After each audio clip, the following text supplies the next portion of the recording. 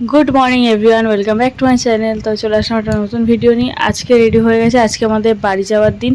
তো অনেক দিন তো হয়েছে ঘোরা, এবার যেতে হয় বাড়িতে। সকাল সকাল ঘুম থেকে উঠে রেডি হয়ে চলে গেছিলাম সমুদ্রের কাছে। আসলে আমাদের বাড়ি যাওয়ার জন্য যে বাসটা বুক করা হয়েছে সেটার টাইমটা অনেকটাই লেটে ছিল। তো আমরা ভাবলাম সকাল সকাল হোটেল তো ছেড়ে দিয়েছি, কোথায় যাবো, একটু সমুদ্রের ধারেই ঘুরে আসি। আসলে হোটেলের রিসেপশনে ব্যাগ ট্যাগ রেখে সবাই মিলে আমরা চলে এসেছিলাম এখানে সমুদ্রের ধারে। তারপরে সেখানে সবাই মিলে ডাব খাচ্ছিল। তো আমার তো ডাবের জল খেতে খুব একটা ভালো লাগে না, কিন্তু আমার খুব ভালো লাগে শাঁসটা খেতে। আমি সেটাই খাচ্ছিলাম, যেটা ভীষণই ভালো ছিল। হোটেলে এসে আমাদের ব্যাগগুলো নিয়ে বেরিয়ে পড়েছিলাম ওল্ড দীঘা যাওয়ার জন্য, কারণ সেখানেই আমাদের বাস বুকিং করা আছে, সেখান থেকে আমাদের বাস ছাড়বে।